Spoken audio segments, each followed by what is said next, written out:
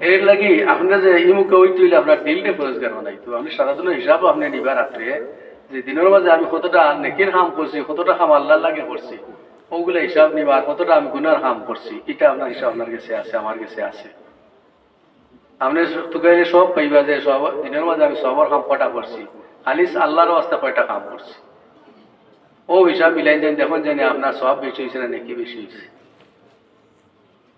আর যেগুলা কইলাম যে আপনার এবারতর পিছনে প্রতিবদ্ধতা আছে কি বোধ করা, হিংসা করা, এটাই মানুষের এবার আমল নষ্ট করিলাই, সব দেখেন না, সব শেষ হয়ে যাবে। ওগুলার দিকে আপনার নজর দিবা। আপনি আমি সারাই দিতাম, এর মধ্যে আপনার পরিবার নমাজ পড়েননি, পরিবার পরেজগার আছেন, ওখান থেকে আপনি নজর দিতাম। আপনার ছেলে কিভাবে উপার্জন করেন, আনি আপনারা খাবার ওটা আপনি দেখতে, হালাল না হারাম, না এর মাঝে কোনো বেজাল মিশ্রিত আছে, ওটা দেখতাম। হারাম খাইলিলে আপনার অন্তর গিয়া কালিমা পড়ে যায়, অন্তর আবরণ পড়ে যায়, গুনার কাম করলে অন্তর আবরণ পড়ে যায়, ও অন্তরের মাঝে জিও আই হয়, পর্দা আই হয়, যে পর্দার কারণে আপনি আর বালা কাম চোখে দেখতে নাই, বালা জিনিস আমার অন্তর আইতো নাই, আইলেও শয়তানে ওয়াসওয়াস দিয়ে ঘুরাইলি। একটা গুনাহ করলে মানুষের অন্তর একটা দাগ পড়ে, একটা গুনাহ করলে একটা দাগ পড়লো, যদি দুনিয়া দিনের মাঝে 5টা গুনার কাম করেন, 5টা স্পট আপনার অন্তর হইয়া পড়ে গেল। অন্তরটা কত বড়, কত বড়।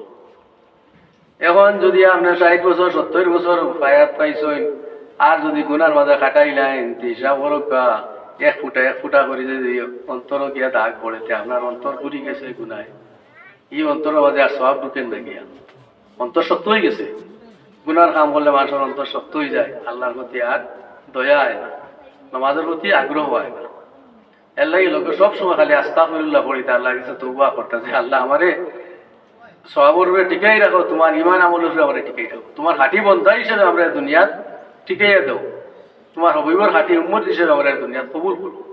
ওখানে আমরা আল্লাহ চাইতাম ইহদিনাস সিরাতাল মুস্তাকিম, নাই নি আমরা কি চাইতাম, আল্লাহ আমরা সিরাতে মুস্তাকিমের সালাম, ওখানে আমরা ঠিক মনে থাকতো যে আমরা নামাজও কইছি ইহদিনাস সিরাতাল মুস্তাকিম, সঠিক পথে আল্লাহ আমরা পরিচালিত করো, আপনিও পরিচালিত হইতে, আল্লাহরে কইছো আল্লাহ করবা, নিজেও হইতে আগে, ও সঠিক পথে পরিচালিত হইতে।